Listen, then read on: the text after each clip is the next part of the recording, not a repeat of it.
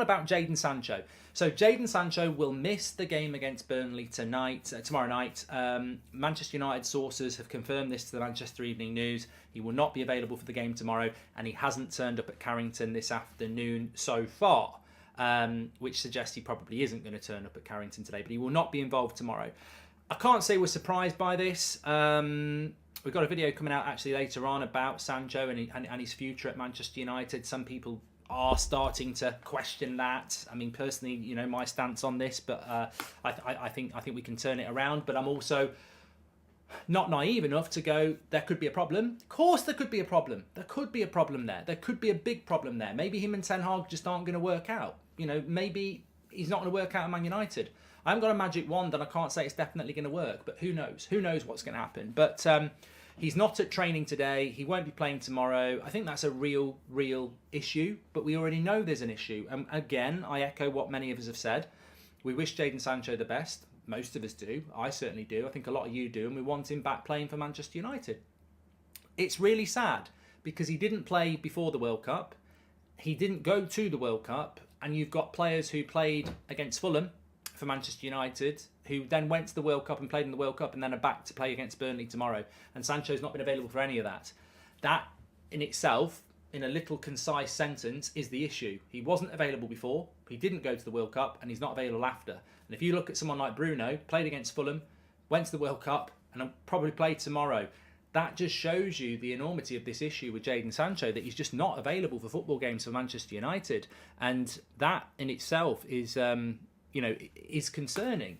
But we're just going to have to be patient with it. I don't really know what to add. It's obviously big news, and it will be a big discussion. And it makes it harder for Manchester United. It makes it harder for Ten Hag. I don't think anyone sat there going, "Get out of our club, you shit."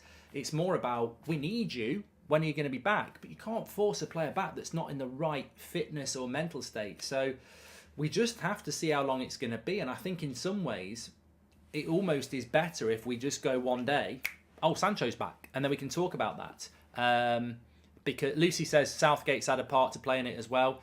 I think a lot of things have had a part to play in it. I think losing his place in the United side, not going to the World Cup. How old is Sancho now? I always forget how old Sancho is. He, 22, 23? So he probably feels that the move to Man United, being in the Euros this last year and a half, haven't gone anywhere near the way he wanted them to go. Would I sell him now if I could? Somebody just said in the chat. No, I don't believe in that for many reasons. One, he's struggling. Two, he's a Man United player. Three, it'd be too early. Four, I think he's a talented player. And five, I still think there's a story to be written. Come back to me in the summer. I think that's when you assess the situation. I think the next 6 months are key. I liken it to Rashford. Rashford in the summer, even I said it might be time for him to go.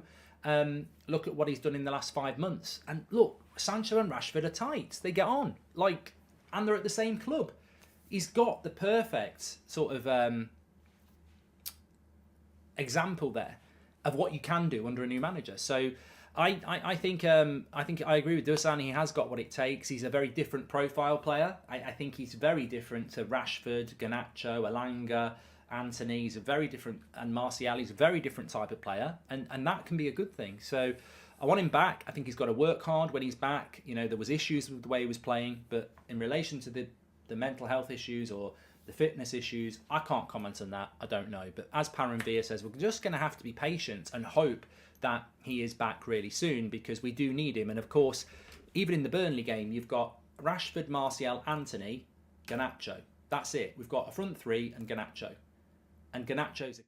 Talk to me about Elanga. I think everyone knows Elanga's needs to be in the Championship. So basically, at the moment, we've got Rashford, Martial, and Anthony, and a kid in Garnacho. We don't have anything. We don't. Ronaldo's gone. Cavani is gone. Sancho is not available. So that really brings it home. It's not a strong enough front line. We need Sancho back. We need a striker. And I suppose one positive is if the absence of Ronaldo wasn't enough to spark interest in the board to buy somebody in January, then Ten Hag has to be there saying, look, I'm playing Burnley tomorrow, we're playing Forest next week, we're playing Wolves after that. If I lose Rashford or Martial or Anthony, what have we got? And goals win games. So something needs to be done. But maybe Sancho will be back, maybe he's back training on Friday. I don't know. We'll have to see. And that's why it would be interesting to have an interview with Erik ten Hag, which hopefully we will get on Friday. But at the moment, obviously, that's not the case. And yes, I agree with Treya. Sancho could play as a number 10. So that's the latest on Sancho. He's not in training and he won't be in the game tomorrow. That's been confirmed by the Manchester Evening News, unless there's a real change in situation. Next story, huge. This is from The Athletic. It's from Laurie Whitwell. He's obviously back from the World Cup because this is what I predicted would happen. A lot of journalists have been out at the World Cup, enjoying the World Cup. Now they're back to reality. There goes gravity, and they're back. And they're back talking about Manchester United more than they have been for the last 4 weeks because they've been focused on the World Cup. So this is from Laurie Whitwell. It's a big story. It's a positive story. Manchester United are in talks with David De Gea over a fresh contract. Read that back. Read that back. Manchester United are in talks with David De Gea over a fresh contract. United would like De Gea to sign a new deal on lower terms rather than trigger a 1-year extension in his $375,000 a week contract. Can I just get a hell yeah? Oh yeah. Can I get a hell yeah? Oh yeah. Can I get a hell yeah? Oh yeah. I'll have some of that. I'll have some of that. I'll have some of that on my Christmas pudding. Get in. Get in. We'll have some of that. Oh yes. David De Gea, hell yes. Get in. This is good. This is good. Now, I know some people won't like it, but for me, you've got to be consistent. We all have our favourites.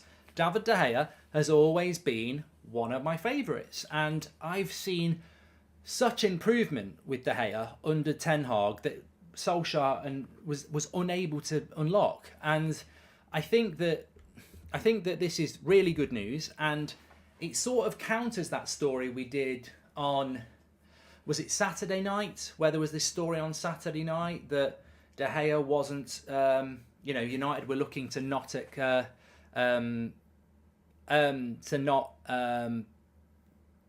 they weren't looking to extend his contract. It was Plettigol, wasn't it? So, really, this story sort of gives Plettigol some credibility, because he said that United were not looking to extend David De Gea's contract for the extra year, which made everyone think, shit, we're going to get rid of David De Gea.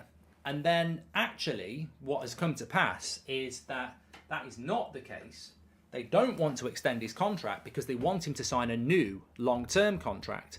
So without boring people here, Fred, De Gea, Rashford, Luke Shaw and Dalot are all out of contract in the summer, but we've got the option of an extra year, which we'll activate. The story at the weekend was that United don't want to activate the contract of David De Gea for a year, which everyone was sort of going, what, we're going to let him go for a free? What really has come out now from Laurie Whitwell is that they don't want to activate the extra year because they want to get him on a longer contract